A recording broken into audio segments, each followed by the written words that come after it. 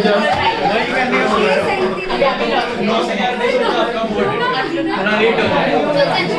भाई बैठा ही है, 7:15 को अटेंड करो। चलो मैं माने से कुछ ऐसा हाई मिलेगा। चलो listen now guys,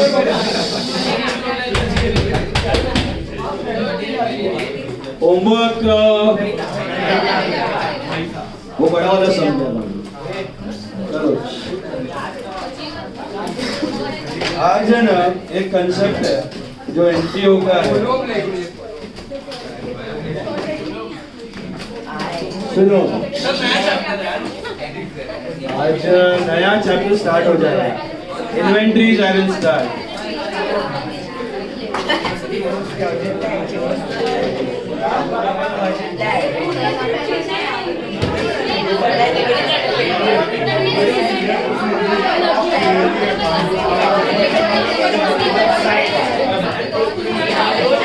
Quiet down. Listen.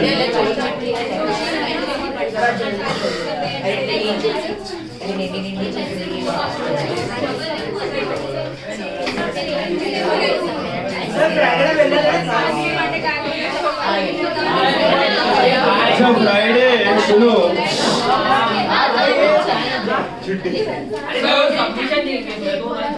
Friday चाहिए जल्दी तो मैं रखने को रेडी है।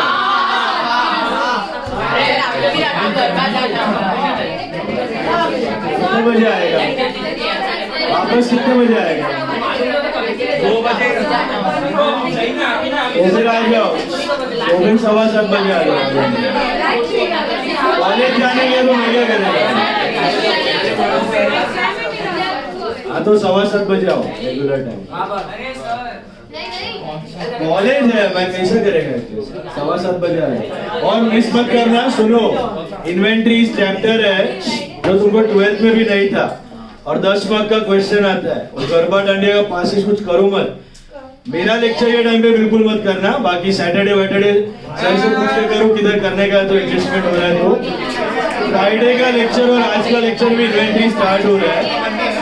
10 मार्क का टॉपिक है और 12th में नहीं है ये, तो झोल झपाटा करो मत कुछ। ऑलरेडी वाट लगा पड़ा है तुम लोग का। Don't take this unnecessary undue risk. Navratri पूरा लाइफ टाइम तक आने वाला है। सीए फाउंडेशन एक ही बार है तुम्हारा, खत्म। चलो बुढ़ा होने तक नवरात्रि खेल रहे हैं गरबा गरबा। चलो नाउ जाने का तो 9 बजे के बाद जाओ। इधर किधर घुस जाना, सब बिल्डिंग में रहता है।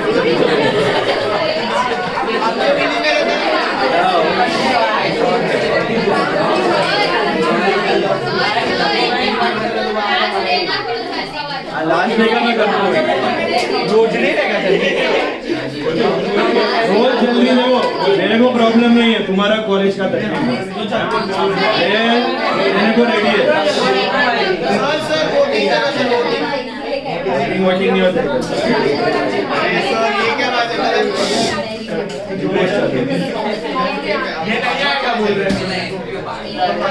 दगड़े नहीं आएगा।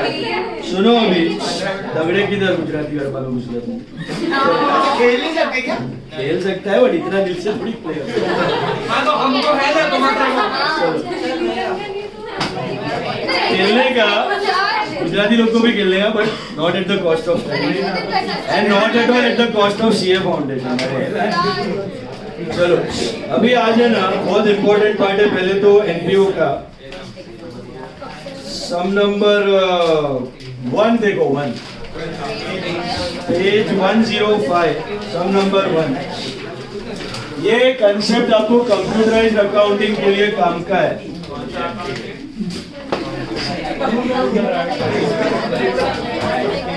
Computerised accounting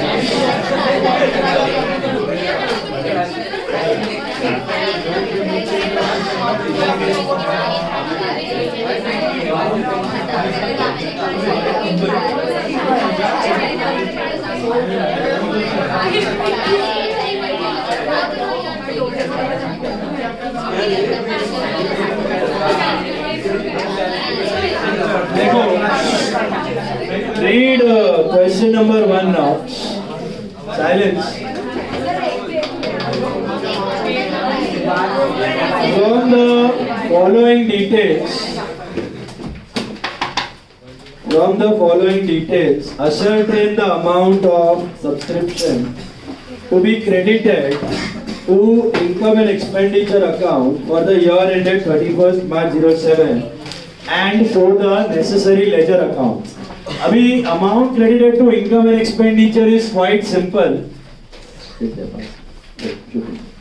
Amount credited to income and expenditure is quite simple. How? So when you write subscription under income, you write by subscription. देखो, received in the year 2007 was 24,000. मिला? इतना मिला है. Which includes 2,000 for the year 06 and 4,000 for the year 08. तो 06 वाला क्या करूँ मैं? Last year का outstanding है. नोटा माइनस कर देगा लेस आउटस्टैंडिंग सब्सक्रिप्शन 06 2000 बराबर है. फिर less pre received subscription of 08 that is 4000 बराबर है. हेलो. फिर due but not received at the end of 07 was 10,000. So plus outstanding subscription for 07 was 10,000. And in advance for subscription received in 06 in advance for 07. मतलब pre-received of last year, that is add, which is 6,000. So I think 6 गया 34. This is the amount to be credited to income and expenditure. बराबर है? Is this clear? This was quite simple because they had asked you the amount to be credited to income and expenditure account. But now imagine if you are doing computerized accounting, you can't do plus or minus over there. So you need to know the journal entry. So they have asked you the necessary ledger account. So सब लोग एक side पे 3 accounts बना लो. What are these 3 accounts? एक है outstanding subscription account, एक है pre-received subscription account और एक आएगा आपका subscription account. Okay? एक outstanding, एक pre-received और एक subscription account. 3 अकाउंट्स बना लो एक साइड पे. अभी हर एक चीज का है ना एंट्री समझ के करने का अच्छे से. Okay, it's quite simple. मुझे बताओ जो सब्सक्रिप्शन आपको रोकड़े में मिला है कैश में, उसका एंट्री क्या होगा? Journal entry. कैश में सब्सक्रिप्शन बराबर है. तो कैश में 2 सब्सक्रिप्शन और सब्सक्रिप्शन में आएगा बाय कैश बराबर है. Is that right? कितना मिला है? 24,000 मिला. 24,000 मिला है in the year 07. In the year 07 24,000 मिला है cash to subscription. Okay. Now how to adjust the last year's and current year's outstanding? देखो एक एंट्री अगर आपको आ गई तो चारों एंट्रीज आ जाएगी. It's very simple. Tell me what is the journal entry for adjusting current year's outstanding subscription? Current year का outstanding income का आउटस्टैंडिंग इनकम टू इनकम. क्यों? Income belongs to this year, पैसा आना बाकी है तो इनकम क्रेडिट करो, आना बाकी है तो asset. It's like debtor to sale. तो आउटस्टैंडिंग सब्सक्रिप्शन टू सब्सक्रिप्शन. समझा? इसलिए आउटस्टैंडिंग इज एसेट, एसेट बढ़ा और सब्सक्रिप्शन इनकम बढ़ा, उसमें ऐड करते हो. सही बात है. तो एंट्री होगी आउटस्टैंडिंग सब्सक्रिप्शन टू सब्सक्रिप्शन. तो अब लास्ट ईयर का अगर आउटस्टैंडिंग था, करंट ईयर का आउटस्टैंडिंग आ गया है, आउटस्टैंडिंग सब्सक्रिप्शन टू सब्सक्रिप्शन. तो लास्ट ईयर का आउटस्टैंडिंग सब्सक्रिप्शन का एडजस्टमेंट एंट्री क्या होगा पता है? सब्सक्रिप्शन टू आउटस्टैंडिंग सब्सक्रिप्शन, क्योंकि वो माइनस हो गया. माइनस करने का लॉजिक समझा? इस साल का इनकम नहीं है तो हटाओ. तो करंट ईयर आउटस्टैंडिंग आ गया, आउटस्टैंडिंग सब्सक्रिप्शन टू सब्सक्रिप्शन. तो लास्ट ईयर का क्या होगा? सब्सक्रिप्शन टू आउटस्टैंडिंग सब्सक्रिप्शन बराबर है. तो अभी इसको प्रेजेंट कैसे करने का देखो. ये जो आउटस्टैंडिंग सब्सक्रिप्शन 06 का है कितना था? 2000. ये आउटस्टैंडिंग सब्सक्रिप्शन है 06 मतलब ओपनिंग. ओपनिंग में लिखने का to balance BD 2000. To balance BD 2000. ये टू बैलेंस बीडी आया किधर से मालूम है आपको? लास्ट ईयर से. क्योंकि लास्ट ईयर में ना आपने क्या एंट्री किया होगा, क्लोजिंग आउटस्टैंडिंग का आपने मेरे को अभी अभी एंट्री बोला, क्या एंट्री होता है क्लोजिंग आउटस्टैंडिंग का? Outstanding subscription to subscription. तो आउटस्टैंडिंग सब्सक्रिप्शन में टू सब्सक्रिप्शन आया होगा, फिर बाय बैलेंस सीडी आया होगा, वो जो बन के आया टू बैलेंस। क्लियर? समझ में आया? Outstanding subscription to subscription closing का।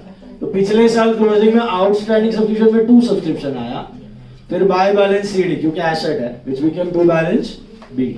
Is this part clear? Hello. अब pre received subscription, current year का प्री रिसीव्ड, करंट ईयर का प्री रिसीव्ड सब्सक्रिप्शन का एंट्री क्या होता है? Subscription to pre received subscription, क्योंकि माइनस होता है तो सब्सक्रिप्शन घटा और प्री रिसीव्ड लायबिलिटी बढ़ा।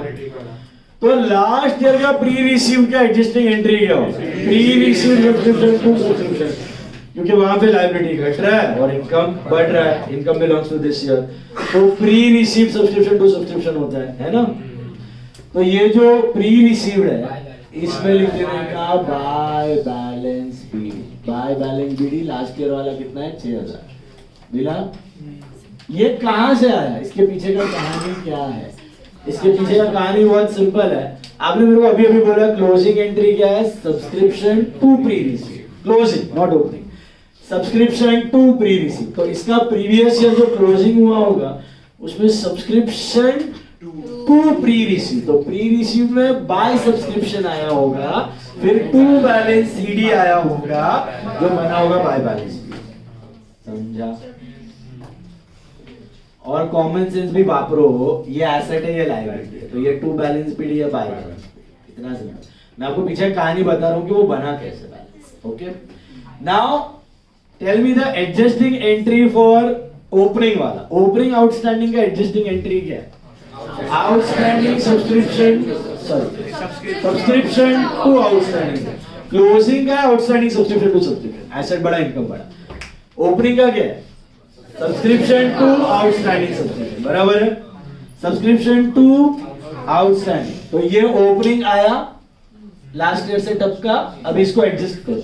तो सब्सक्रिप्शन टू आउटस्टैंडिंग, तो सब्सक्रिप्शन में आएगा टू आउटस्टैंडिंग सब्सक्रिप्शन 2000 और आउटस्टैंडिंग में आएगा बाय सब्सक्रिप्शन 2000।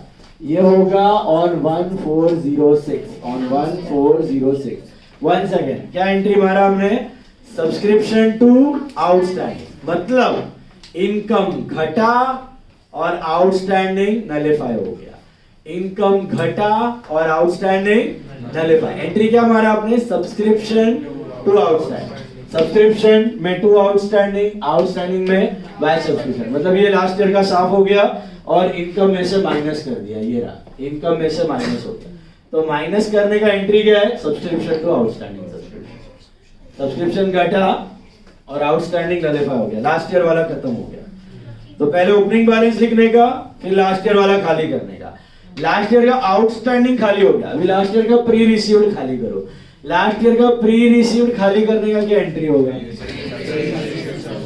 क्लोजिंग का क्या होता है? Subscription to pre received. तो ओपनिंग एडजस्ट करने का क्या होगा? Pre received subscription to subscription, तो प्री रिसीव्ड में आएगा टू सब्सक्रिप्शन, प्री रिसीव्ड में आएगा टू सब्सक्रिप्शन और सब्सक्रिप्शन में आएगा बाय प्री रिसीव्ड सब्सक्रिप्शन। कितना? 6000। डेट होगा 1406, 1406। और ये चीज पहले तारीख को ही हो जाती है। ये दो चुन्नू मुन्नू जो लास्ट ईयर वाले हैं वो कब एडजस्ट हो जाते हैं? आपके फर्स्ट ईयर से, मतलब पहले तारीख को लास्ट ईयर का जो आउटस्टैंडिंग है वो हटा दिया जाता है और करंट ईयर का जो सॉरी लास्ट ईयर का जो प्री रिसीव्ड है वो ऐड हो जाता है। Income belongs to this year, sorted है। फिर ये साल का मिला आपको इतना सारा कैश टू सब्सक्रिप्शन, वो आपने कर लिया है।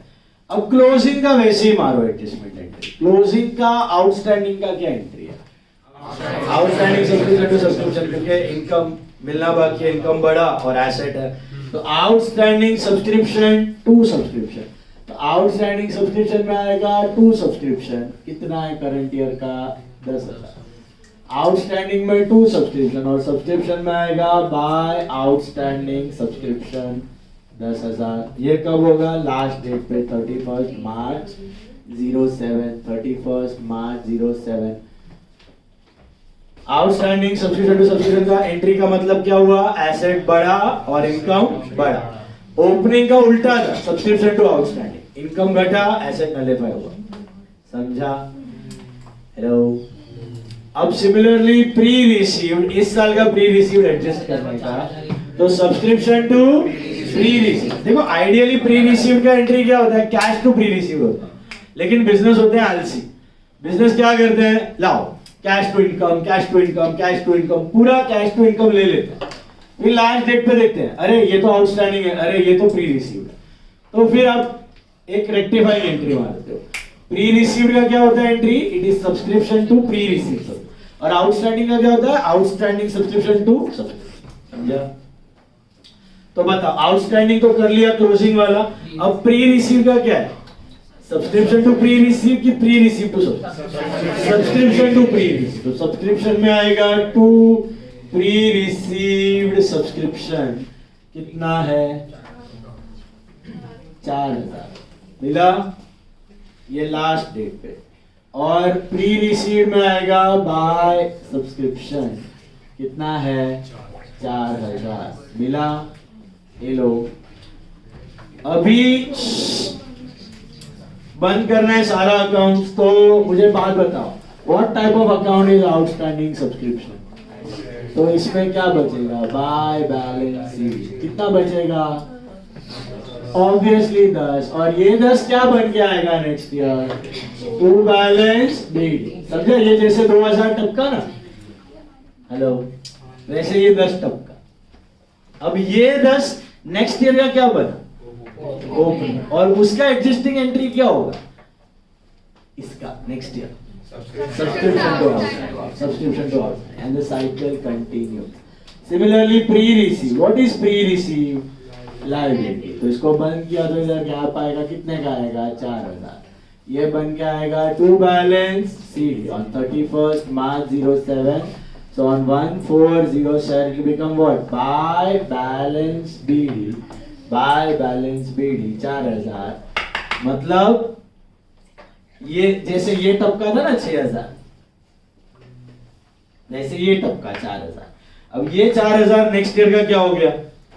ओपनिंग प्री रिसीव्ड हो गया। ओपनिंग प्री रिसीव्ड का एग्जिस्टिंग एंट्री क्या होता है? Pre receive subscription to subscription. तो तब जाके वो नलिफाई हो जाएगा। और ये बचा अपना सब्सक्रिप्शन अकाउंट। ये बैलेंस करो डिफरेंस 20, 30, 40, इधर आ रहा है गैप आई थिंक 34 का। ये क्या होगा पता है?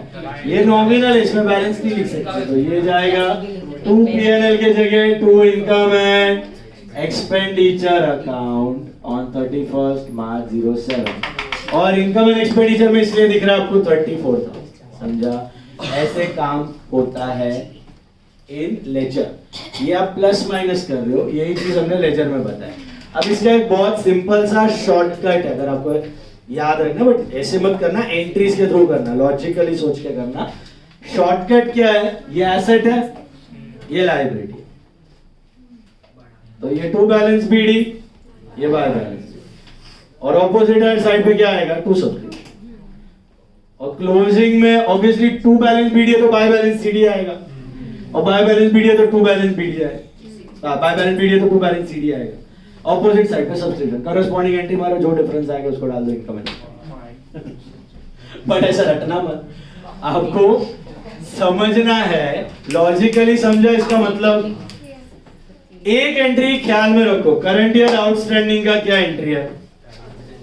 Outstanding subscription to subscription. तो लास्ट ईयर का क्या है? सब्सक्रिप्शन। करंट ईयर का प्री रिसीव का क्या है? Subscription to pre receive. तो लास्ट ईयर का क्या होगा?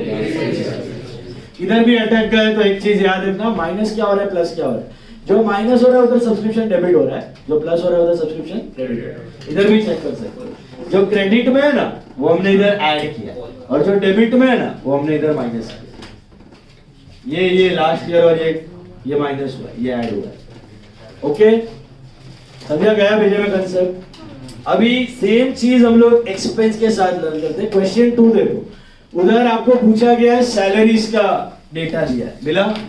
अब सैलरीज के कौन से 3 अकाउंट्स आप बनाओगे? आउटस्टैंडिंग सैलरी, प्रीपेड सैलरी और सैलरी। तो same lines but for expense. Draw.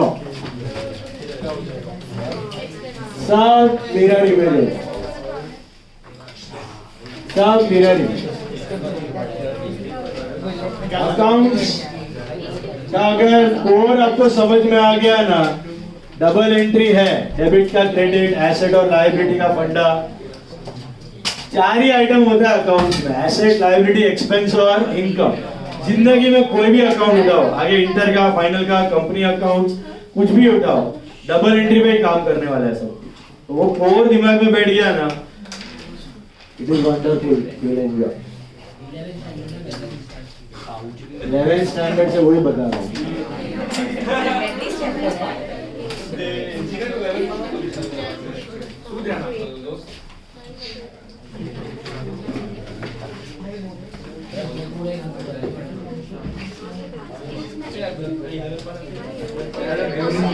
चलो दिमाग लगाओ। पहला outstanding salary account, prepaid salary account और सैलरी अकाउंट। आगे जाके आपको लोचा इसमें नहीं आएगा कि एंट्री कैसे रिकॉर्ड करनी है। आपको पता होगा एंट्री तो बहुत चिंदी है रिकॉर्ड करना, बट प्रॉब्लम आएगा कैपिटल एक्सपेंडिचर, रेवेन्यू एक्सपेंडिचर। चीजें डालनी क्या है, उसको एक्सपेंस ट्रीट करना है कि एसेट ट्रीट करना है। झोल उधर होता है। एसेट को एक्सपेंस दिखा दिया तो आपने प्रॉफिट अंडरस्टेट कर दिया, बैलेंस शीट को स्क्वीज कर दिया, और एक्सपेंस को एसेट बता दिया तो ग्लोरीफाई कर दिया बिजनेस को। इसमें बड़ा बड़ा possibility. Entries are very simple, वो आपका आर्टिकल करके देगा। As managerial level you need to interpret it, वो मैं कल करवाने वाला हूँ। वर्टिकल स्टेटमेंट मॉडिफाई कर दिया मतलब क्या? ग्लोरीफाई मतलब बैलेंस शीट बढ़ गया, जो है उससे ज्यादा वैल्यूज दिख रहा है। सर कौन सा फाइल बोले?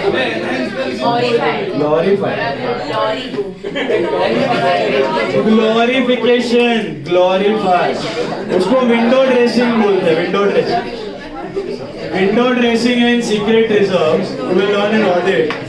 विंडो ड्रेसिंग मतलब जो है उससे ज्यादा इंफ्लेटेड फिगर्स, और ऑपोजिट उसका है सीक्रेट रिजर्व। सीक्रेट रिजर्व मतलब जो है उतना दिखाने का नहीं, कम दिखाने का। ऐसा share price manipulation, pump and dump करता है ना कितना सारा कंपनी, वो लोगों को शेयर प्राइस स्टैग्नेंट रखने का है तो रिजल्ट थोड़ा खराब है, तो तब खुद खरीदते हैं, दे डाले तब पब्लिक खरीदे तो वे कम करते। So many companies, Dhirubhai Ambani used to do so much. Now,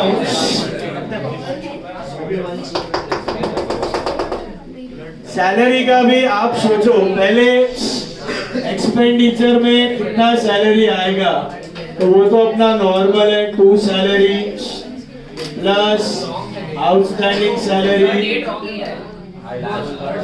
date है ना, देखो एक करेक्शन कर लो। प्रीपेड सैलरी 600 दिया ना, 600 वो 06 का कर दो। देखो अभी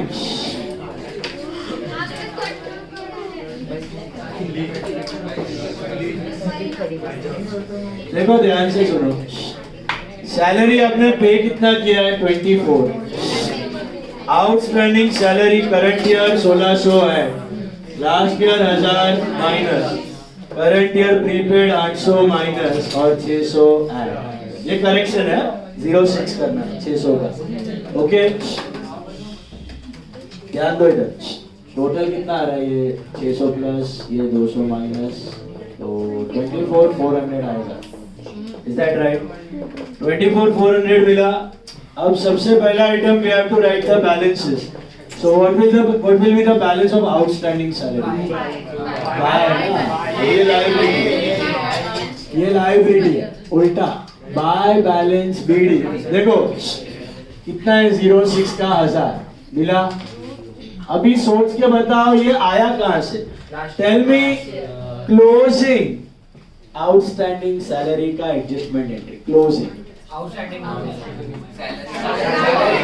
salary to outstanding salary, expense to outstanding expense. Closing पूछ रहा हूं मैं।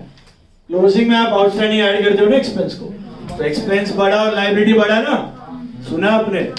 तो expense to salary to outstanding salary. तो सुनो, लास्ट ईयर आपने मारा होगा सैलरी टू आउटस्टैंडिंग सैलरी, तो सैलरी में to outstanding salary, outstanding salary में बाय सैलरी मारा होगा। वो बाय सैलरी का इधर दिखेगा टू बैलेंस सी जो बना बाय बैलेंस बी। समझा? अभी मेरे को बताओ क्लोजिंग प्रीपेड की एंट्री क्या है? Closing prepaid, prepaid salary to salary, prepaid salary to salary. क्यों? एसेट बढ़ा, एक्सपेंस घटा, प्रीपेड सैलरी टू सैलरी। तो क्लोजिंग में, इसका क्लोजिंग में आपने मारा होगा prepaid salary to salary, right?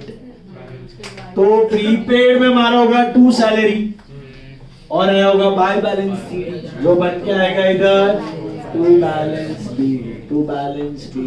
कितना? 600 बराबर है। ये पहले तारीख को आ गए। अभी जैसे ये ओपनिंग बन के आएंगे इसको एडजस्ट कर देते हैं यहाँ पे, तो उल्टा है। तो क्लोजिंग आउटस्टैंडिंग सैलरी का एंट्री आपने मुझे बोला क्या था? Salary to outstanding. तो ओपनिंग का क्या होगा? Outstanding salary to salary. तो आउटस्टैंडिंग सैलरी में टू सैलरी कितना? 1000 और सैलरी में बाय आउटस्टैंडिंग सैलरी 1000। ये होगा 14064। क्या है? 6 और 7 है। अच्छा 1 1 है, ओके।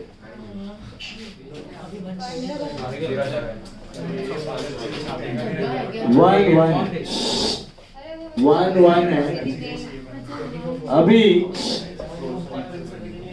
सुनो, एंट्री क्लियर है?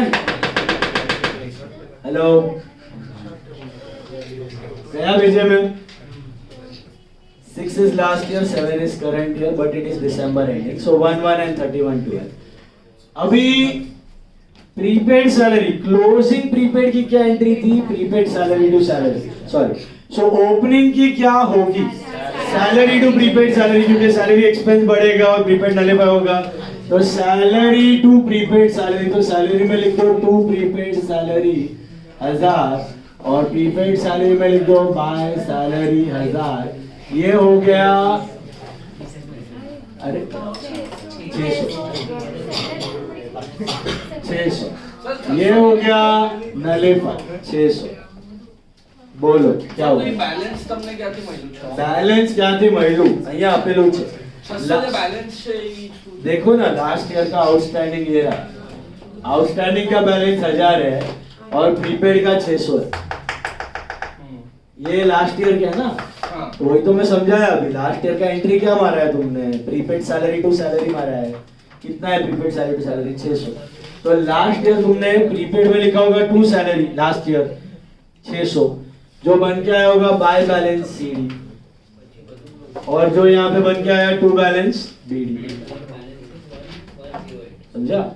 लास्ट ईयर का क्लोजिंग एडजस्टिंग एंट्री मारा होगा ना, वहां पे वो पैदा हुआ, फिर बाय बैलेंस सीडी बना टू बैलेंस बीडी, क्योंकि एसेट था, नॉमिनल नहीं था। नॉमिनल होता तो ट्रेडिंग क्लियर में चला जाता या इनका बच नहीं। समझा? अभी करंट ईयर का जो भी सैलरी मिला है, या सॉरी जो भी सैलरी पे किया है, हम लोग कोई भेदभाव नहीं करेंगे। प्रीपेड टू कैश ऐसा वैसा कुछ नहीं। बिजनेस सीधा एलसी है, क्या मारता है? Salary to cash, salary to cash. 12 महीने में जो रोकड़ा दिया है उसका एंट्री क्या किया है? Salary to cash. देखा ही नहीं बिजनेस ने कि लास्ट ईयर का पे किया कि करंट ईयर का पे किया, कर दो सैलरी टू कैश। खाली पहला दिन और आखिरी दिन एडजस्टिंग एंट्री मार देते, बाकी पूरा साल salary to cash, salary to cash, salary to cash. सुना? तो सैलरी में क्या आएगा? टू कैश कितना? 24,000, सैलरी में टू कैश 24,000, पूरा 2007 में जो भी पे किया, अगला साल का, पिछला साल का, सब सैलरी टू कैश। ओपनिंग में एडजस्टिंग एंट्री कर देते, क्लोजिंग में एडजस्टिंग एंट्री कर देते, पूरा साल सैलरी टू कैश मारो चलेगा। But this is paid salary, this is not incurred salary. सुना? इनकर्ड कैसे मिलेगा? ये चार को एडजस्ट करने के बाद, दो प्रीपेड, दो आउटस्टैंडिंग। यहां तक क्लियर? ओपनिंग वाला गया भेजे में, ओपनिंग वाला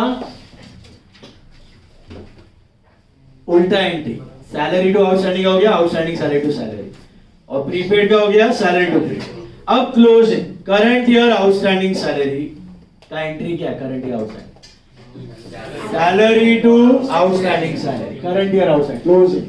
तो सैलरी में टू आउटस्टैंडिंग सैलरी कितना है करंट ईयर का? 1600। सैलरी में टू आउटस्टैंडिंग सैलरी, और आउटस्टैंडिंग सैलरी में बाय सैलरी 1600 रुपया। Is this clear? ये होगा 31 दिसंबर 07। सैलरी में टू आउटस्टैंडिंग, आउटस्टैंडिंग में बाय सैलरी।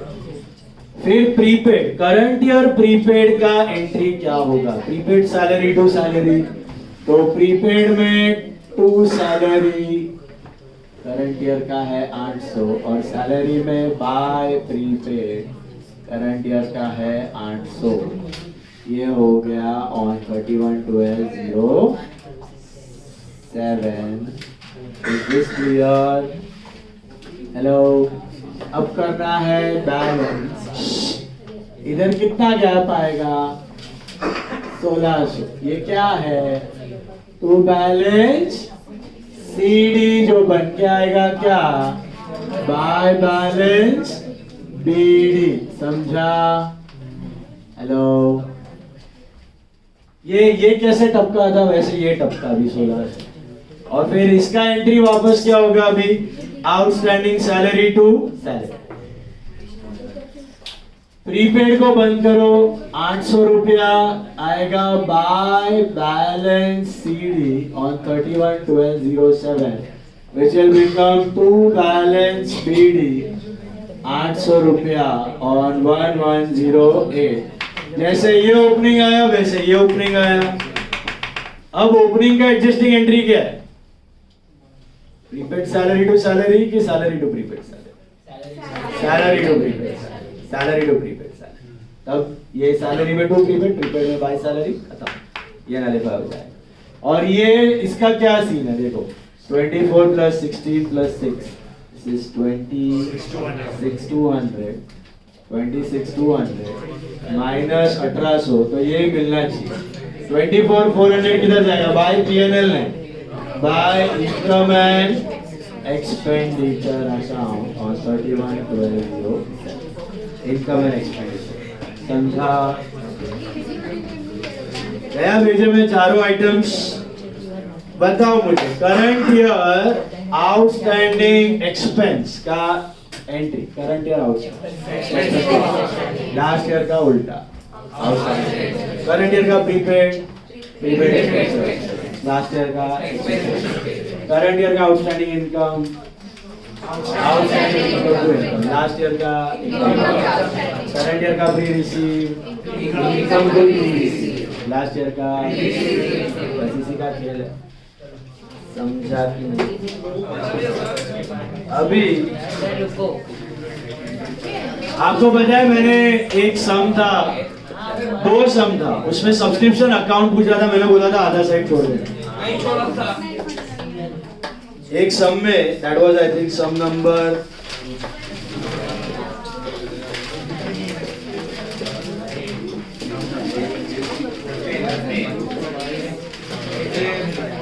कौन सा था? 15 और 18 18 हमने क्लास में 18 नहीं, 18 तो बैलेंस शीट था। 15 था 15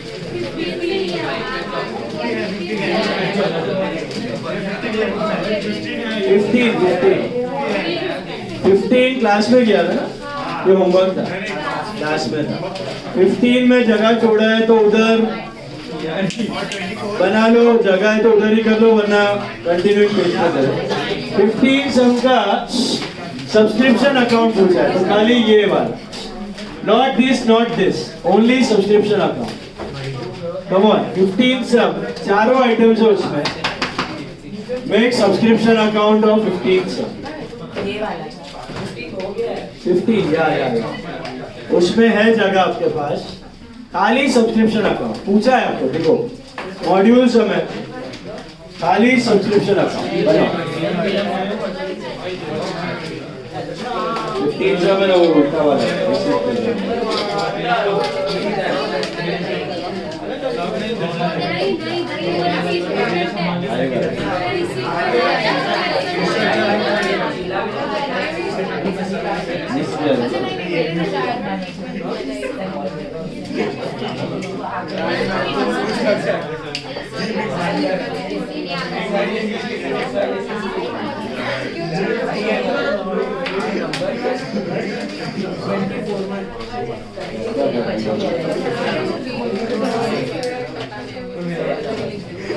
क्वेश्चन 15 मिला सबको solution. Guys make only subscription account. सुनो, सर जगह वाली जो पासवर्ड बना हाँ, ये दोनों नहीं चाहिए, खाली सब्सक्रिप्शन अकाउंट।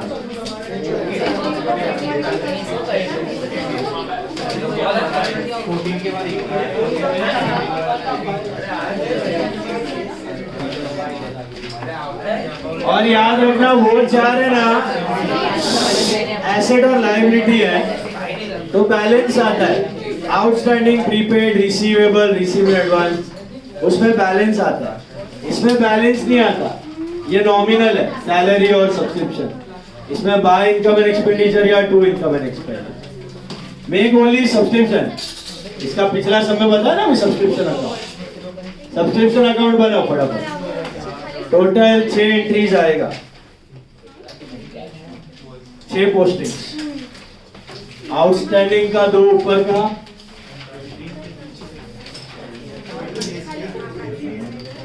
दो last year, 2 current year, received का और ट्रांसफर। ये सैलरी है, इसको मत छापना, सब्सक्रिप्शन अकाउंट है, बनाओ ध्यान से। 15 सम का बनाओ फटाफट।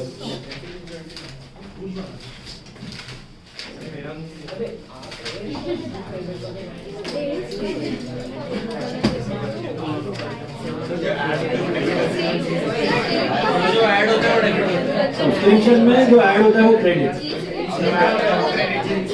उसका मैं सब्सक्रिप्शन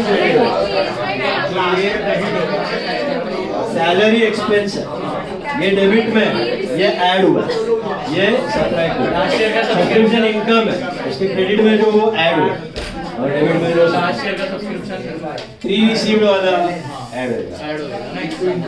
तो बाय में आएगा। By pre received 2 outstanding and 2 pre received by.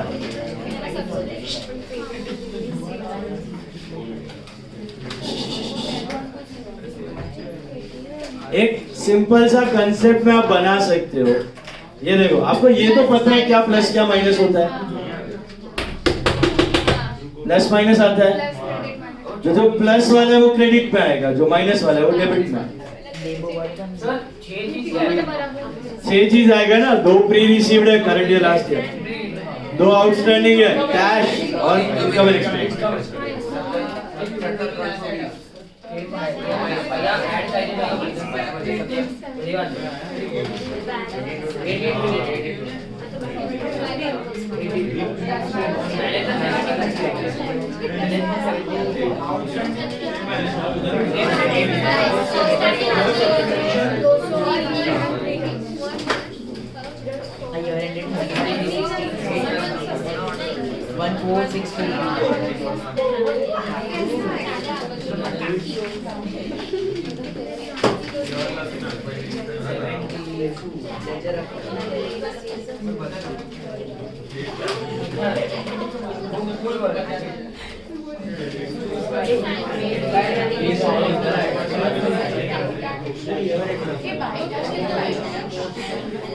17,320 है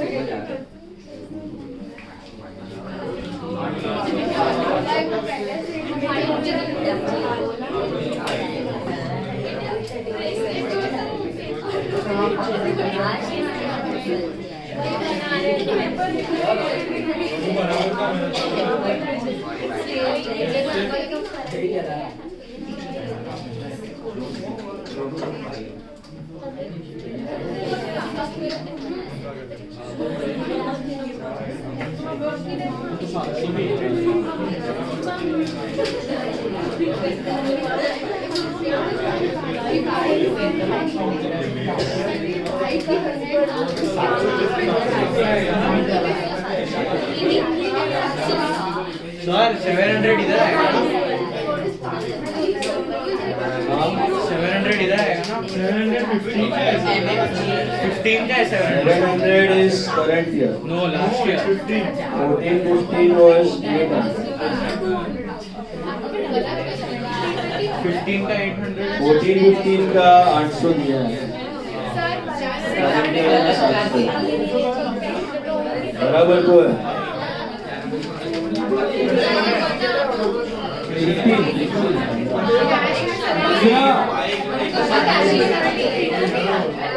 हाँ इस समय सेम ही है. वेरीफाई करो ना आंसर तो है आपके सामने. ये चार आ गए. हेलो एंट्री समझ में आया. खाली एंट्री पोस्ट करना है. करंट ईयर का क्या है आउटस्टैंडिंग सब्सक्रिप्शन टू सब्सक्रिप्शन तो बाय आउटस्टैंडिंग लास्ट ईयर का उल्टा टू. करंट ईयर का प्री रिसीव का क्या है सब्सक्रिप्शन टू प्री रिसीव तो सब्सक्रिप्शन में to pre receive last year का उल्टा. अभी सुनो आपके पास इनकम एंड एक्सपेंडिचर अकाउंट दिख रहा है उसमें 17,320 है वो ये है टू इनकम एंड एक्सपेंडिचर तो बाय कैश कितना रहेगा डिफरेंस ढूंढो. सेम ही आ रहा है कोइंसिडेंटली सेम आ रहा है हर बार सेम आना जरूरी नहीं है. अभी हमने एक सम कोइंसिडेंटली इट इज सेम. आप आंसर से चेक कर सकते हो आपका रिसीट में भी आउटर कॉलम 17,320 होगा और इनकम में भी आउटर कॉलम 17,320 मिला. हेलो समझा ये वाला.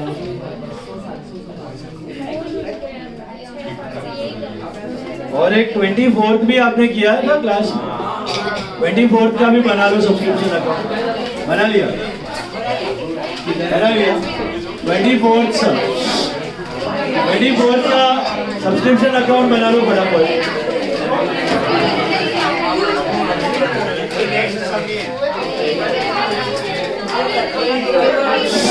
पूरे 24th का सब्सक्रिप्शन अकाउंट बनाओ.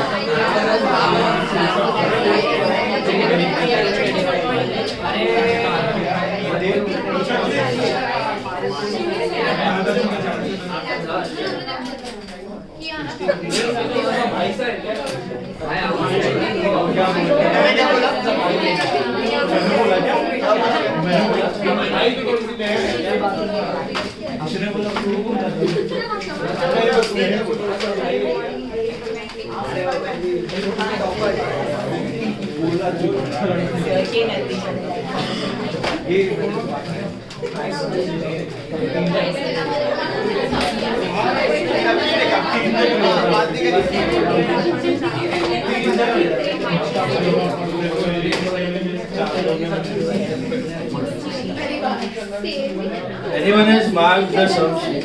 हो गए.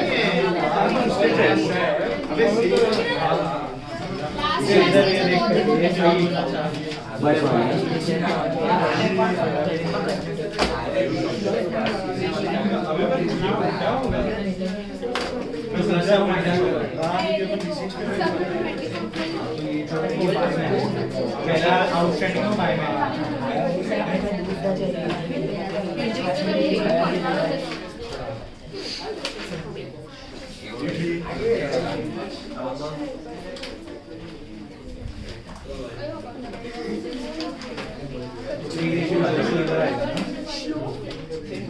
ट्वेल्व 14 अपना हो गया था.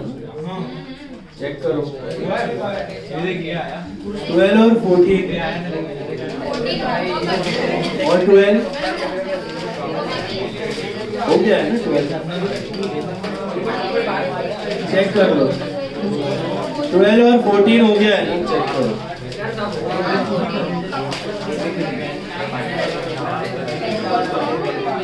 18 भी हो गया है.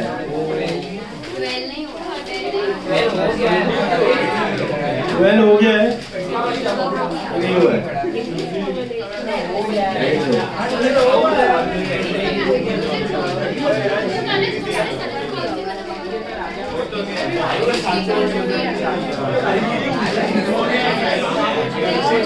हो गया 12 आपका.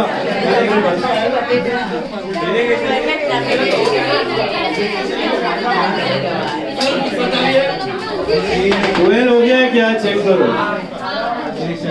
प्रियंका हो गया 12.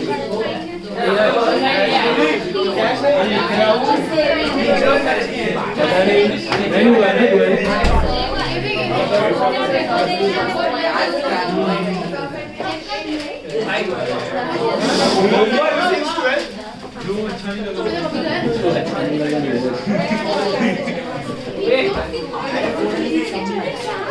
बनाया सब्सक्रिप्शन अकाउंट 18 का.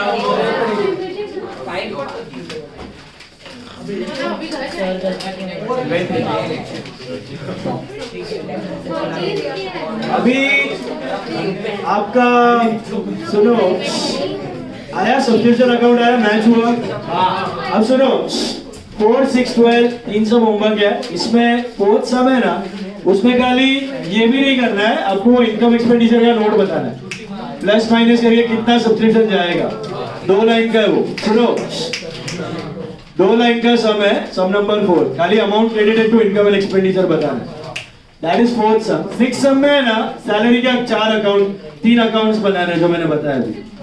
आउटस्टैंडिंग प्रीपेड और सैलरी. सुना 3 अकाउंट वाला सम है. Sum number 4. और 12 सम अपना वो उल्टा वाला है.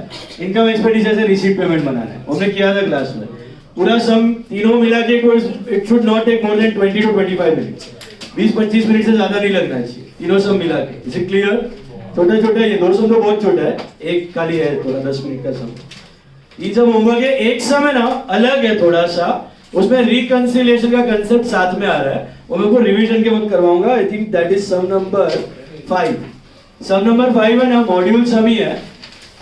कंसेप्ट अच्छा है उसका, लेकिन वो ताजा ताजा रहेगा तो काम आएगा आपको. तो रिवीजन में will do it in the month of March. तो अभी छोड़ दो उसको. Fifth some. Okay. Fifth some of NPO I be taking at the end with revision. Fifth सम. तो अगर टेस्ट वेस्ट भी हुआ एनपीओ का तो ये सब छोड़ देना मॉड्यूल में. ठीक है. बाकी सब टकाटक कर देना. अभी starting with a new topic that is inventory stock valuation. चलो सुनो अभी.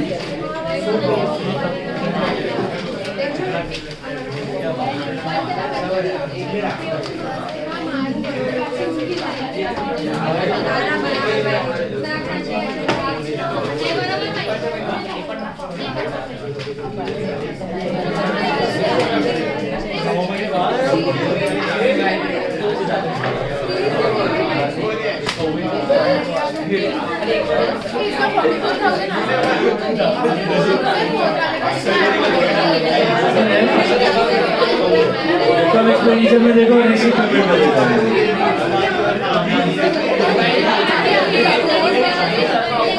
क्या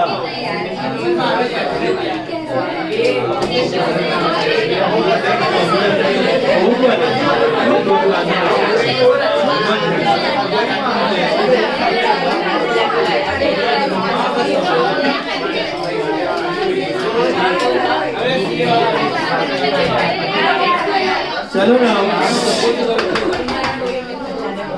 सुनो ध्यान से guys new topic this is not there in 12th standard एकदम ध्यान से सुनना समझना अच्छे से और प्रैक्टिकली बहुत इंपॉर्टेंट टॉपिक है stock valuation okay You have done this stock thing since your 11th standard. You have two types of stock, closing stock and opening stock. Last year का closing becomes ये साल का opening. We have also discussed about it earlier. A stock is a type of prepaid expense. The logic of stock is what? कि भैया हम लोग follow करते हैं double matching concept. We follow which concept? Matching. Matching states what? Match your expenses with your incomes. तो अगर आप एक trader हैं और फॉर एग्जाम्पल आपने 100 मोबाइल फोन्स खरीदे हैं मोबाइल फोन का धंधा है और उसमें से 80 मोबाइल फोन ही बिके 80 मोबाइल फोन आपने सेल किए हैं तो 20 मोबाइल फोन इस साल को बिलोंग नहीं करते क्यों नहीं बिलोंग करते अगर मैं 100 का कॉस्ट और 80 का सेल वैल्यू रखूं तो will I be able to get the correct profit definitely not so that's why what do I do those 20 mobile phones shouldn't be a part of purchase cost shouldn't be a part of purchase cost. So what do? I remove them from my purchase cost and I put them under assets temporarily. And in the next year, this asset will get converted into expense again in the form of opening stock. That is the mechanism of stocks. All of you got that? So खरीदा है mobile phone 80 mobile phone बेचा है तो purchase में भी कितने का cost दिखना चाहिए 80 का 100 का नहीं तो 20 को हटाओ एसेट में डाल दो That is the mechanism of stock. Is this clear? Effect क्या है? Prepaid expense है. Less from expense and assets, right? Now the entire chapter is dealing with what? Is dealing with finding the value of those 20 items. Stock valuation. The name of the chapter is stock valuation. Is it clear? Now we all know very well that stock is valued at cost or market price, whichever is less. Why? What is the reason? Conservatism. 20 mobile phone का समझो cost price है 10-10 हजार रुपए के हिसाब से 2 लाख रुपया एक मोबाइल फोन 10,000 का था 20 मोबाइल फोन 2 लाख रुपए का था उतने में पड़ा था अपने को तो आइडियली तो हम लोग 2 लाख रुपया माइनस करके एसेट में डाल देंगे और नेक्स्ट ईयर ओपनिंग स्टॉक में 2 लाख रखेंगे provided we are going to sell it at a higher margin 2 lakh का 2.5-3 लाख 4 लाख में बेचने वाला है तो स्टॉक वैल्यू कितना दिखाओगे आप 2 लाख रुपए cost price but what if 2 lakh का मोबाइल फोन फ्यूचर में जाके आप 1.5 लाख में ही बेच सकते हो 2 लाख का मोबाइल फोन का सेल वैल्यू कितना हो गया है 1.5 लाख तो आपको मालूम है कि नेक्स्ट ईयर बेचोगे तो 2 लाख का 1.5 लाख ही मिलेगा तो 50,000 का क्या होने वाला है लॉस होने वाला है तो अभी ही वो लॉस दिखा दो तो कैसा दिखाओगे वो लॉस अभी स्टॉक का वैल्यू कितना बता देने का 1.5 लाख स्टॉक का वैल्यू बता देने का 1.5 लाख तो स्टॉक 1.5 लाख हो गया तो ग्रॉस मार्जिन ग्रॉस प्रॉफिट भी क्या हो गया कम हो गया नेट प्रॉफिट भी क्या हो गया क्योंकि स्टॉक क्लोजिंग स्टॉक कहां दिखता है ट्रेडिंग क्रेडिट में दिखता है ट्रेडिंग क्रेडिट में दिखता है ना तो ट्रेडिंग क्रेडिट में इमेजिन करो आपने 2 लाख लिखा था और अभी लिखा है 1.5 लाख ट्रेडिंग क्रेडिट में पहले 2 लाख लिखा था अभी लिखा है उसको काट के 1.5 लाख तो ट्रेडिंग क्रेडिट कम हो गया तो इधर डिफरेंस भी कम हो गया जो भी जीपी आ रहा था वो 50,000 से क्या हो जाएगा तो नेट प्रॉफिट भी क्या हो जाएगा समझ में आया तो अभी आपका क्लोजिंग स्टॉक कितना गिना जाएगा 1.5 लाख और नेक्स्ट ईयर में कितना जाएगा ओपनिंग बन के 1.5 लाख और बिकेगा भी कितने में 1.5 lakh so no profit no loss this is due to conservatism ये कंसेप्ट क्या दिमाग में जितना स्टॉक का वैल्यू कम करोगे उतना प्रॉफिट कम हो जाएगा जितना स्टॉक का प्रॉफिट बढ़ाओगे उतना प्रॉफिट बढ़ जाएगा इज इट क्लियर स्टॉक का वैल्यू जितना कम दिखाओगे उतना प्रॉफिट घटेगा, क्योंकि अंडरस्टैंड ना, stock is a type of prepaid expense.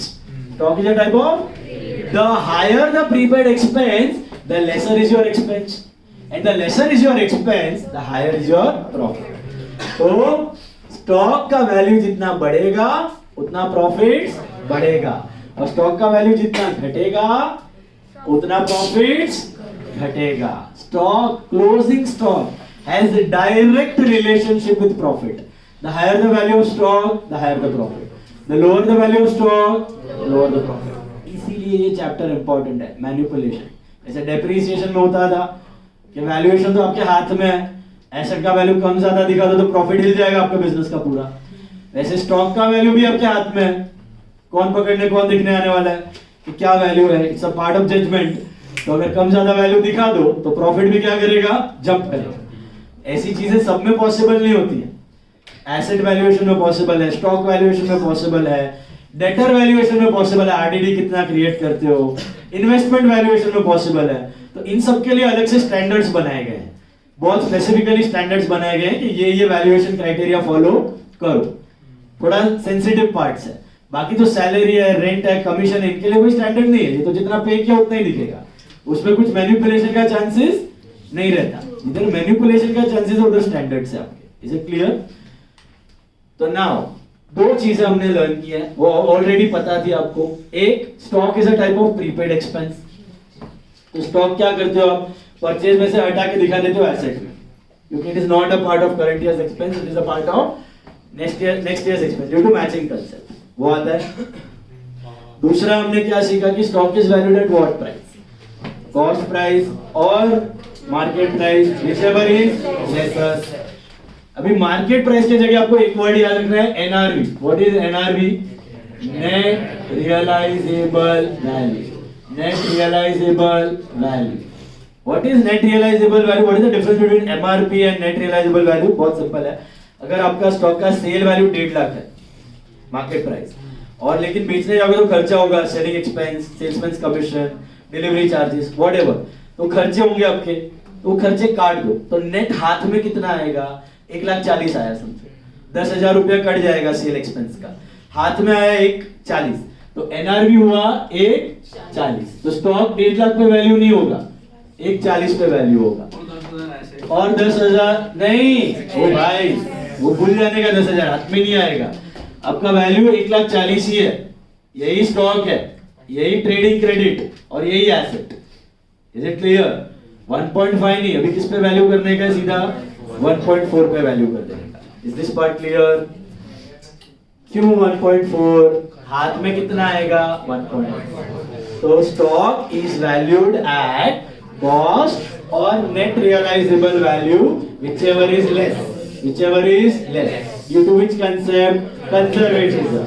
The higher the value of stock, the higher the profit. The lower the value of stock, the lower the profits. Is this clear? Sir ये साल का तो selling expense वो P&L debit में है ना? Selling expense वो regular sales commission advertisement वो सब अलग है. ये साल का वो सब P&L में आ गया. ये फ्यूचर का आपका जो स्टॉक को बेचने के लिए लगेगा वो पहले ही उड़ा दो स्टॉक में से. Specific related to this stock which you want. Next year it is not your regular expense. Specific expense relating to that stock, वो बेचने का ही स्टॉक का जो खर्चा होने वाला है ना उतना वो हटा दो कंजर्वेटिज्म के हिसाब से. Is this clear? Now listen to be very careful. अभी आपका AS2 क्या बोलता है, accounting standard 2 which governs the valuation of stock. ये दो चीजें बोलता है. Number 1, value your stock at cost or NRV, whichever is less. Whichever is less. And number 2, आपने जो ये कॉस्ट आपने ढूंढा है, एनआरवी तो मार्केट से पता चल जाता है, कॉस्ट आपने ढूंढा है ना, तो इस कॉस्ट को ढूंढने का मेथड जो भी फॉलो किया है, method of calculation of cost, वो दिखा. कौन सा मेथड से आपने ये स्टॉक का कॉस्ट कैलकुलेट किया है. तो अकाउंटिंग स्टैंडर्ड 2 सिर्फ दो चीज बोलता है. एक तो स्टॉक को कॉस्ट या एनआरवी दोनों में से कम है उस पर रिकॉर्ड करो, एंड दूसरा how did you calculate the cost, cost कैसा ढूंढा आपने वो खाली एक्सप्लेन करके बता दो हमको। वो स्टैंडर्ड बोलता है कि हर एक कंपनी जो अपना अकाउंट्स पब्लिश कर रहा है ये दो चीजें दिखाओ, सारे के सारे stock is a current asset, depreciate तो होता नहीं है, तो इसको किस पे दिखाने का, कॉस्ट और एनआरवी व्हिचएवर इज लेस उस पे दिखाओ, एंड कॉस्ट आपने ढूंढा, एनआरवी तो मार्केट से पता चल गया, स्टॉक का कॉस्ट कैसे ढूंढा उसका मेथड डिटेल में एक्सप्लेन करके बता, बस। Is it clear? अभी ये स्टॉक का कॉस्ट कैसे ढूंढा, तो मैं आपको एक सिंपल सा तरीका बताता हूं। एक स्टॉक का वैल्यूएशन होता कैसे है, एक क्रूड एकदम सिंपल एग्जांपल लेते हैं। लेट्स से जेठालाल का शॉप है, जेठालाल का शॉप इलेक्ट्रॉनिक्स का है, बराबर है, इलेक्ट्रॉनिक का शॉप है।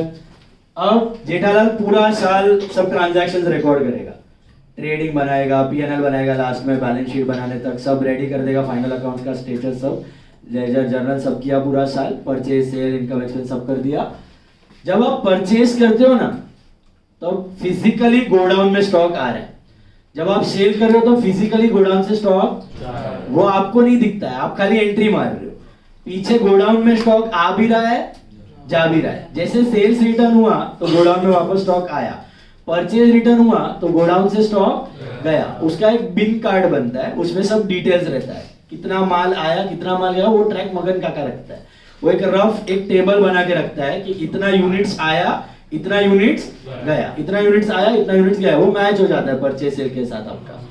फिर लास्ट में जब ईयर एंडिंग आती है तब जेठालाल बोलेगा मगन काका जाओ देख के आओ स्टॉक कितना है गोडाउन में, तो मगन काका जाएगा चेक करेगा कितना क्वांटिटीज है, तो समझो उसके पास 4 फ्रिज पड़ा हुआ है, ओके, 10 टीवी सेट पड़ा हुआ है, 6 वॉशिंग मशीन पड़ा हुआ है, इतना स्टॉक उसका गोडाउन में है, 4 फ्रिज 10 टीवी 6 वॉशिंग मशीन।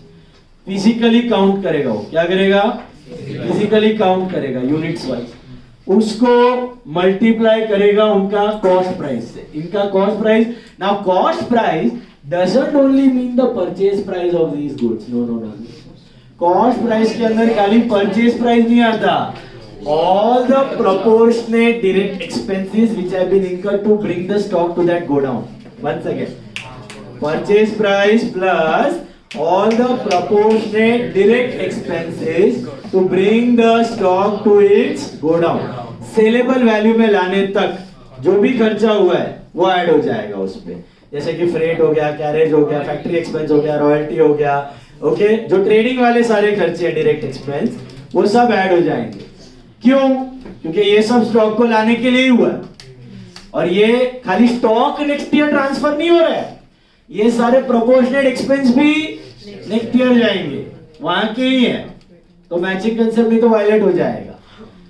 तो क्या करेगा मगन काका, काउंट करेगा कितना यूनिट्स है, उसको मल्टीप्लाई करेगा उनका कॉस्ट से, कॉस्ट का मतलब हिस्टोरिकल कॉस्ट, historical cost मतलब purchase price plus all the direct expenses that are incurred to bring the stock to usable condition, वो सारा ऐड किया तब जाके उनको सीपी मिलेगा सबका।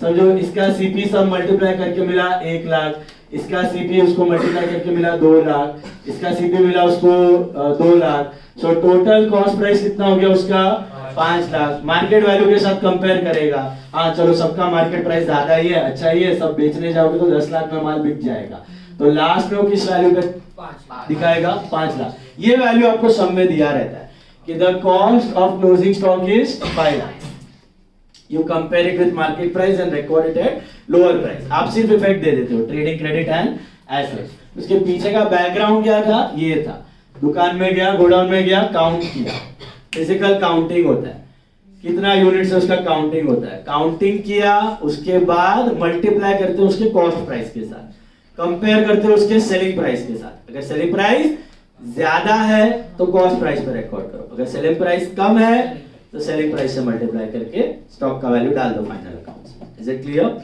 That's how the value is determined. This is a very crude way, simple way of calculation of stock. Okay, अभी हम लोग इसके डिटेल में जाते हैं। ओके, डिटेल में समझते हैं कैसे स्टॉक वैल्यू होता है। तो 2 मेथड्स होते हैं, एक होता है हिस्टोरिकल कॉस्ट मेथड जो मैंने आपको बताया, एक होता है नॉन हिस्टोरिकल कॉस्ट मेथड, एक होता है हिस्टोरिकल कॉस्ट मेथड, एक होता है नॉन हिस्टोरिकल कॉस्ट मेथड. अब let's understand historical cost method. Okay, historical cost method ये बेटर मेथड है. जब ये मेथड अप्लाई ना कर सको तब आप नॉन हिस्टोरिकल पे जाते हो. ओके, कौन से आइटम में जाता है नॉन हिस्टोरिकल कॉस्ट बताऊंगा. हिस्टोरिकल कॉस्ट मतलब मैंने जो एग्जांपल दिया ना अभी आपको, वो हिस्टोरिकल कॉस्ट था. कॉस्ट कैसे में original cost plus proportionate direct expenses, that is historical cost. इसमें है ना दो प्रकार के गुड्स हो सकते हैं. एक होते हैं यूनिक गुड्स, एक होते हैं सिमिलर आइटम्स, कॉमन या similar items. Unique goods and similar items. Unique goods का वैल्यूएशन कैसे होता है? Unique goods are like customised items, like customised belts बना रहे हो, कस्टमाइज्ड टी शर्ट्स बना रहे हो, ऐसे यूनिट्स बना रहे हो जो हर एक यूनिट अलग है. हर एक यूनिट कस्टमर के स्पेसिफिकेशन के हिसाब से बनाया जाता है, उनको बोलते हैं यूनिक आइटम. आर्टिफैक्ट्स हो गए, पेंटिंग्स हो गए, सॉर्ट ऑफ ऐसे कोई आइटम्स जो आप कस्टमर के स्पेसिफिकेशन के हिसाब से बना रहे हो. तो उनका वैल्यूएशन कैसे होगा, उनका कॉस्ट कैसे कैलकुलेट होगा? आइटम बाय आइटम बेसिस पे. कैसे होगा? Item by item basis. मतलब every item will have a separate cost. Every item will have a separate sale value. तो कॉस्ट निकालो, सेल वैल्यू निकालो, लोअर ऑफ द टू पे record करो. तो यूनिक आइटम्स हैं तो उसका तो कैलकुलेशन बहुत सिंपल है, item by item basis. Individual items देखो, कॉस्ट ढूंढो, सेलिंग प्राइस ढूंढो, डिफरेंस ले लो. इसलिए अब we go to similar items. We go to similar items. अब इमेजिन करो एक बिजनेस है जो चेयर्स बना रहा है. नीलकमल वाले चेयर्स देखें, 500,000 क्वांटिटीज एक साथ एक दिन में निकालता है. तो उसके स्टॉक में कम से कम 40-50 हजार चेयर्स पड़े हुए हैं गोडाउन में. 40-50,000 चेयर्स पड़ा हुआ है. तो वो थोड़ी एक एक चेयर का कॉस्ट निकाल के बैठेगा, इतना कॉस्ट है इसका, इतना कॉस्ट है इसका, इतना कॉस्ट है इसका. कर सकता है? वो नहीं कर सकता है. इनको बोलते हैं सिमिलर आइटम्स. इनको बोलते हैं सिमिलर आइटम्स. इनके लिए आपके पास मेनली 4 मेथड्स हैं. इसको बोला जाता है फीफो, लीफो, सिंपल एवरेज और weighted average. FIFO, LIFO, simple average और weighted average. What is FIFO? First in first out. तो मतलब आपका जो चेयर्स पहले आया है वो पहले बिक गया. तो जो चेयर्स आपका जो गोडाउन में पड़ा हुआ है वो लेटेस्ट वाला आया होगा. तो क्या होता है, अभी चेयर्स को बनाने का जो भी खर्चा हुआ है, that is the historical cost. That is what we are trying to find out. तो चेयर को बनाने का कॉस्ट जरूरी नहीं कि पूरा साल भर सेम रहा होगा, कुछ तो फ्लक्चुएट होते रहता है. अभी साल के बिगिनिंग में क्योंकि values of labour change, material changes, transportation change, दूसरे खर्चे चेंज हो जाते हैं. तो बिगिनिंग ऑफ द ईयर में समझो cost of making one chair was, let's say, 150 rupees. But ending of the year, the cost ran down to 160 rupees. I'm just assuming. Beginning of the year एक chair बनाने का खर्चा हो रहा था, मतलब जो गोडाउन में लाने का सब ट्रांसपोर्ट मिला के 150 रुपया.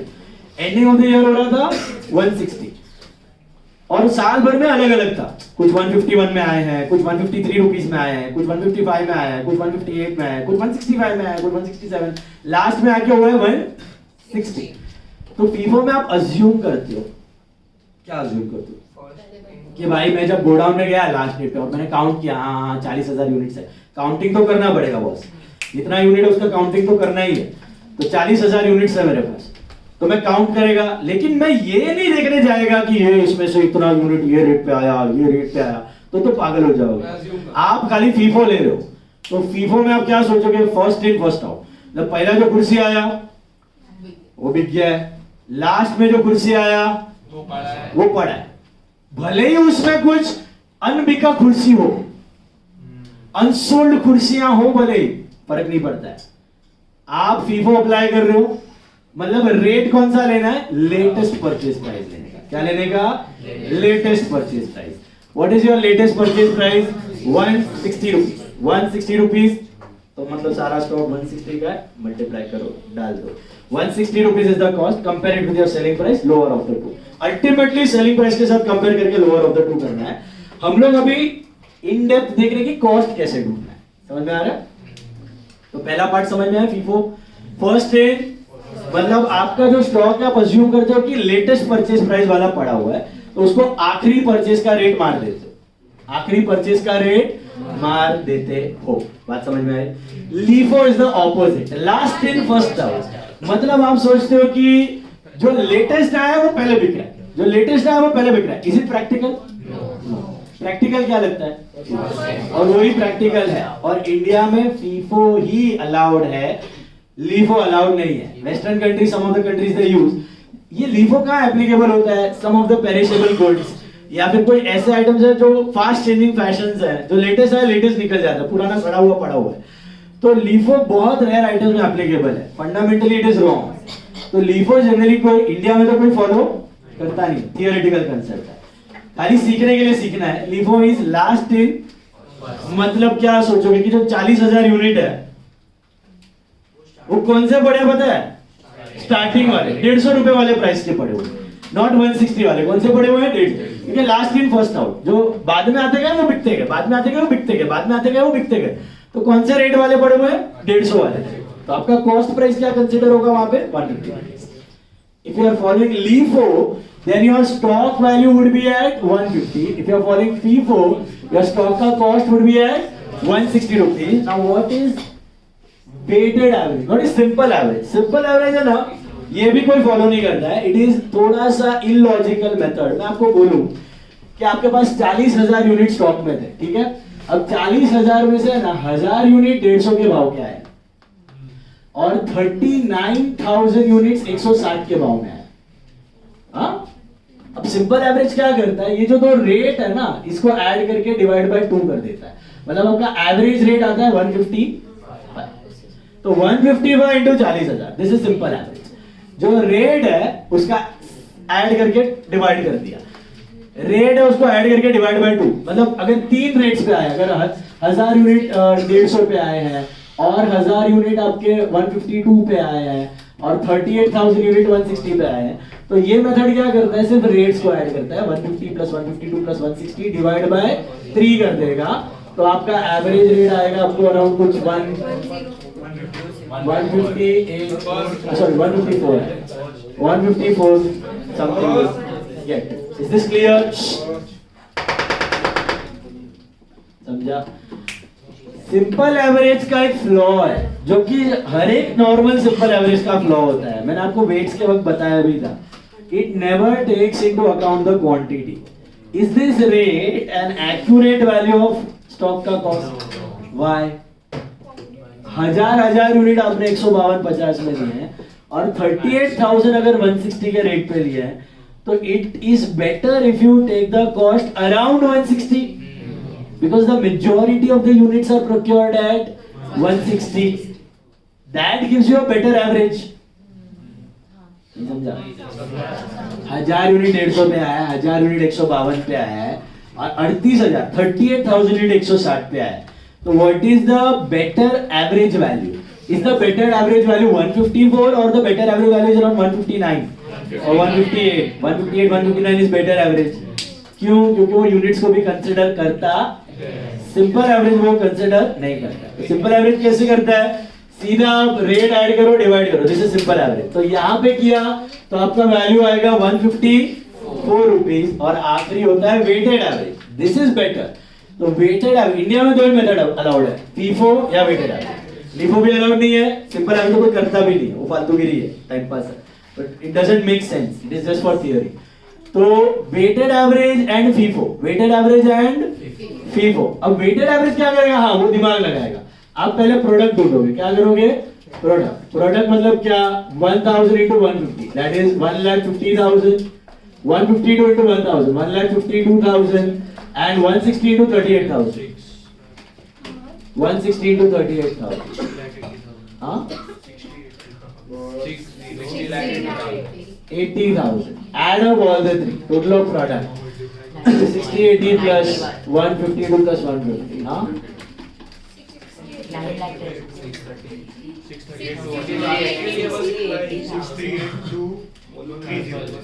बराबर है? 63,82,000 divided by total number of units, that is 40,000. So 63 lakh 80,000 divided by 40,000. 1. This is a better average. The answer is skewed to the higher side. Understood? That is the advantage of weighted average. इसलिए मैंने आपको बोला था पता है goodwill के बाद profits अगर हायर ट्रेंड और इंक्रीजिंग डिक्रीजिंग ट्रेंड दिखा रहा है तो बेटर है कि अगर आप वेट्स असाइन करो। वेट से बेटर आंसर आता है compare to simple average. Got it? समझ में आया? तो चार मेथड अगर आपने सिमिलर गुड्स को अप्लाई किए तो चार अलग अलग आंसर मिलेंगे और चार अलग अलग आंसर मिलेंगे तो चार अलग अलग वैल्यू ऑफ स्टॉक होंगे। चार अलग वैल्यू ऑफ स्टॉक होंगे तो प्रॉफिट्स भी अलग हो जाएंगे। किसी केस में ज्यादा होंगे, किसी केस में कम। ये मैनिपुलेशन कंपनी के हाथ में होता है, तो वो ट्विस्ट कर सकता है। इसके लिए नॉलेज होना जरूरी है इसका। फीफो में आप क्या करते हो? फर्स्ट इन पहला आया पहला बिक गया, तो एंड वाला जो प्राइस का गुड्स है वो स्टॉक में। Concept clear? लीफो मतलब last in first out, last में आया वो बिका है। तो स्टॉक में कौन सा है? अर्लियर परचेज प्राइस वाला है। अर्लियर परचेज प्राइस वाला है, ये इंडिया में नहीं आता। सिंपल एवरेज फालतू है, खाली रेट्स का एवरेज निकालना, इसमें कोई सेंस बनता नहीं है। और weighted average, yes very good, very nice method. Weighted average में आप सीधा प्रोडक्ट लेते हो, उसको फिर डिवाइड करते हो यूनिट से, you get weighted average rate, उससे मल्टीप्लाई करते हो। अभी सुनो ध्यान से, वेटेड एवरेज और फीफो में कौन सा वाला अप्लाई करना? How a company decides. So if the prices are बहुत फ्लक्चुएट हो रहा है, बहुत वॉलेटाइल हो रहा है, तो वेटेड एवरेज इज बेटर। बहुत वॉलेटाइल हो रहा है तो वेटेड एवरेज। मोर और लेस कंसिस्टेंट प्राइसेस है तो FIFO. Is it clear?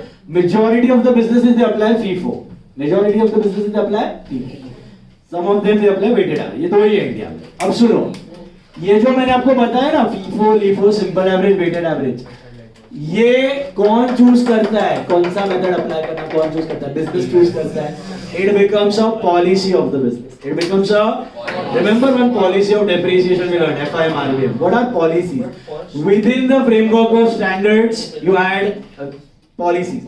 Concepts के अंदर स्टैंडर्ड, स्टैंडर्ड के अंदर policy. So this is a policy, and once you choose a policy, you are not supposed to divert.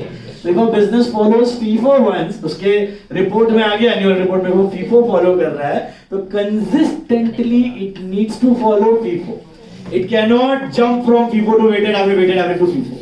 मतलब वो रिजल्ट उसका डिस्टॉर्ट हो रहा है।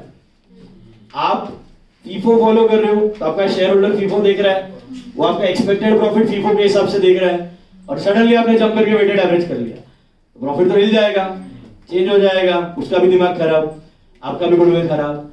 एक बार कंपनी ने डिसाइड किया कि एक पॉलिसी चूज कर दी तो उसको कंसिस्टेंटली फॉलो करना पड़ता। आज समझ में आया? सर परमिशन थी करी सके छे तीन चीजों में, तीन रीजन से कर सकते हैं। Number 1 law changes, number 2 standard changes, and number 3 better presentation of accounts.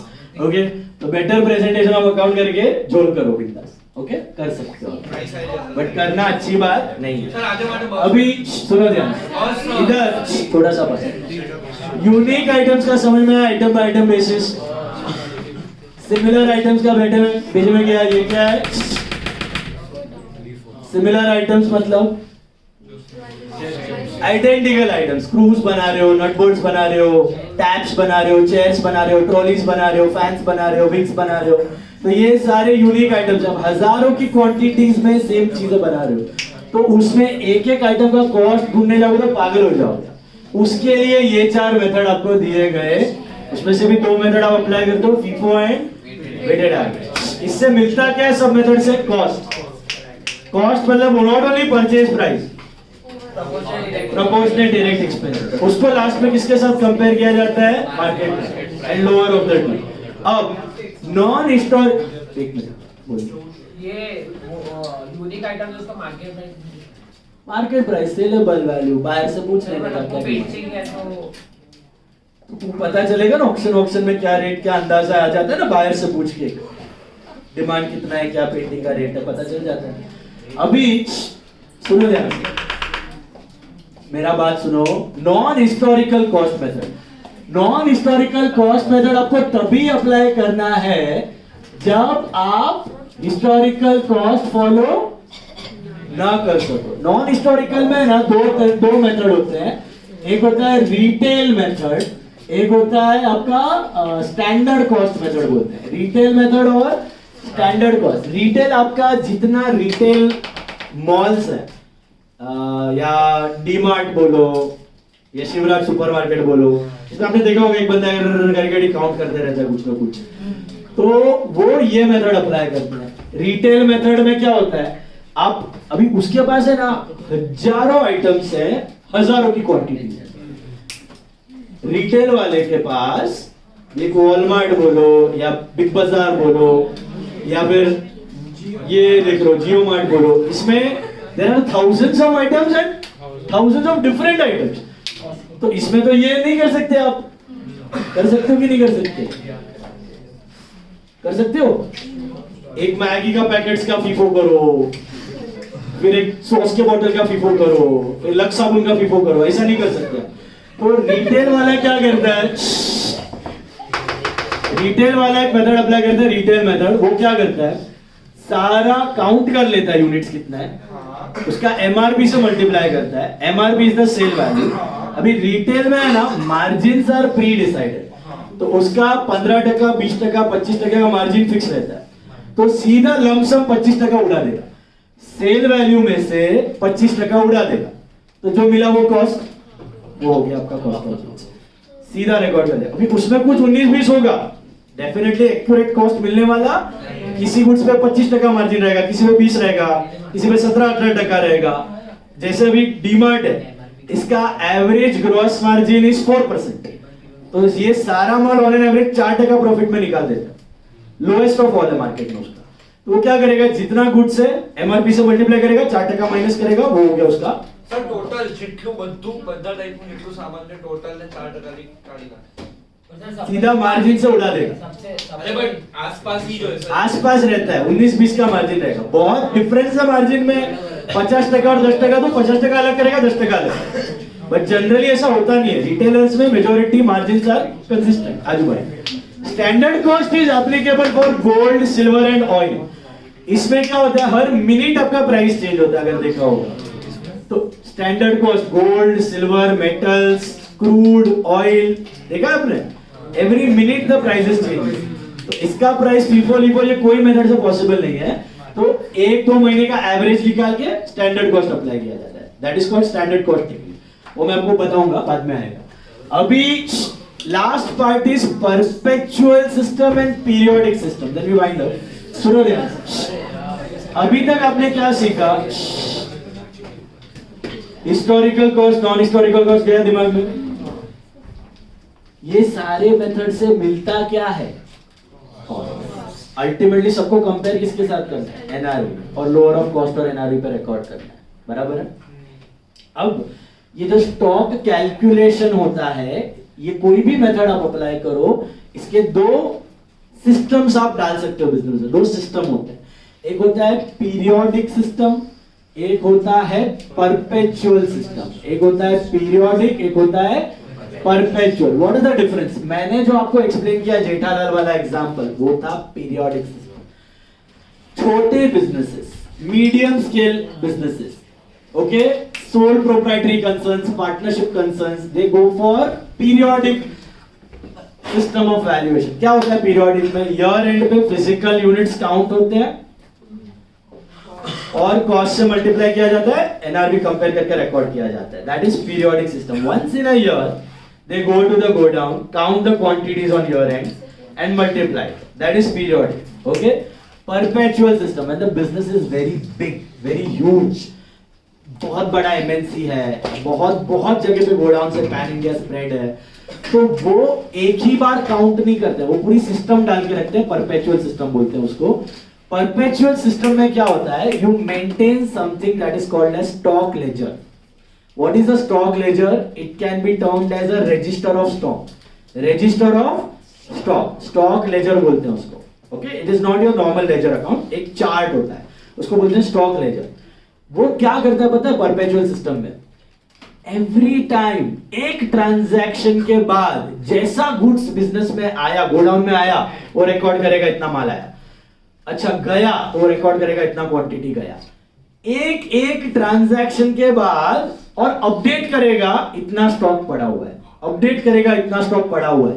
इसके लिए प्रॉब्लम क्या है? You need huge manpower, सब जगह ट्रैक रखने के लिए you need huge system based computerise system चाहिए पूरा, you need good amount of investment. तो it is expensive, it is manpower consuming, it is time consuming. इसमें ज्यादा कैपिटल इन्वेस्टमेंट लगता है जो बड़े बिजनेसेस ही अफोर्ड कर सकते हैं। तो ये system is suitable only for large organisations where you maintain a stock ledger. What does a stock ledger do? Every transaction के बाद you get an updated value of stock, you get an updated value of stock. Periodic system में updated value मिलता नहीं है। उसमें वो दुकानदार अपने दिमाग में रखा रहता है, मेरे गोडाउन में शायद इतना माल रहेगा, इतना ऑर्डर कर देता हूँ, इतना माल रहेगा, इतना ऑर्डर कर देता हूँ। तो उसका दिमाग पे खेलता है। बड़ा बड़ा कंपनी ऐसा नहीं कर सकता है। तो what is the advantage of perpetual system? बड़ा सिस्टम का एडवांटेज क्या है? आपको अपडेटेड वैल्यू ऑफ स्टॉक मिल रहा है, टप दिख रहा है, तो आप डिसाइड कर सकते हो अभी कितना ऑर्डर करना है, कितना क्वांटिटी है, कितना मंगवाने का। ये प्रॉब्लम पीरियोडिक को नड़ता है क्योंकि उसको पता नहीं चलता। बात समझ में आई? दूसरा चीज सुनो, अभी जब भी गुड्स डिस्ट्रॉय हो गया, जल गया, चोरी हो गया, ताबड़तोड़ परपेचुअल में पता चल जाएगा, इमीडिएटली पता चल जाएगा, रिकॉर्ड हो जाएगा। बट पीरियोडिक में ना सस्पेंस है। जब चोरी हुआ तो कैसे पता? हाँ, पीरियोडिक में इसमें भी कैसे पता? ये अपडेट हो रहा है ना every day, value of stock कितना है, क्वांटिटी गोडाउन में रोज अपडेट हो रहा है, कितना क्वांटिटी आ रहा है, कितना जा रहा है। अब सुनो, 1 minute guys, listen. In your periodic system,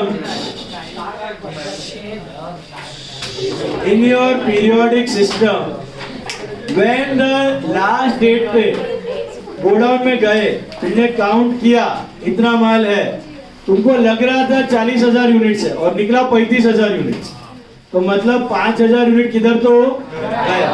Those can be either lost, destroyed, fire, flood, theft। इसीलिए आप जब फाइनल अकाउंट में देखते हो ना, loss by fire, good loss by theft, ये सब एडजस्टमेंट में आता है क्योंकि आप पीरियोडिक फॉलो कर रहे हो। तो आपने स्टॉक लिख दिया, बाद में आपको पता चलता है कि हाँ ये तो भूल है, तो चलो रिकॉर्ड करो, ट्रेडिंग क्रेडिट। और कभी कभी ये ट्रायल बैलेंस में दिखता है।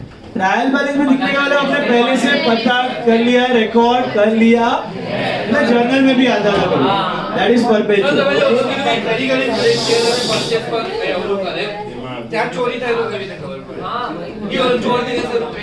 देयर इज अ मैकेनिज्म जो गोडाउन में है, वो गेट कीपर को बताएगा। गेट कीपर जो है वो स्टॉक का एक मैनेजर रहता है, उसको बताएगा। Stock manager will coordinate with purchase manager. तो 3 जगह चेकिंग सिस्टम रहता है, तो हर एक टाइम पे गुड्स चेक होता है। तो एक जगह भी माल कुछ कम हुआ, टप करके पता चल जाएगा। Is it clear?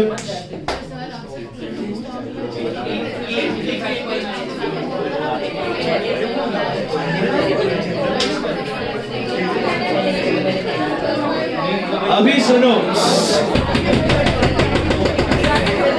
जी आज का वेरी गुड क्वेश्चन कि स्टॉक में वही स्टॉक काउंट होता है जो फिजिकली गोडाउन में होता है। अभी सेल्स रिटर्न, अभी उसमें क्या होता है सुनो, अपना वैल्यू ऑफ स्टॉक जो फाइनल अकाउंट्स में जाता है ना, फिजिकल स्टॉक जो होता है वो तो है ही, बट खाली फिजिकल स्टॉक फाइनल अकाउंट में रिकॉर्ड नहीं होता, ओनरशिप स्टॉक रिकॉर्ड होता है। कौन सा होता है? अब 99% physical stock is equal to ownership stock. 99% जो गोडाउन वाला स्टॉक रहेगा वो ही हमारा ओनरशिप स्टॉक रहता। रेयर चांस कि आपने परचेज कर लिया लेकिन माल आना बाकी है, या रिटर्न कर दिया और माल जाना बाकी है, तो वो अगर ऐसा हुआ तो उसको एडजस्ट किया जाता है, उसको बोलते हैं स्टॉक रिकंसिलिएशन। वो भी हम लोग आगे लर्न करेंगे कैसे करने का। फिलहाल तक ये समझ में आया, पीरियोडिक परपेचुअल समझ में आया। Which system is better for small businesses? Big businesses perpetual। अब मैंने जो गड़बड़ किया है उतना पेज नंबर 137, 138, 139 और 134, 135 इज्जत से पढ़ के आना सर सुनो ना, है। आप कल 12th में क्या करवाने वाले हो? कल 12 में वर्टिकल स्टेटमेंट फंडामेंटल एनालिसिस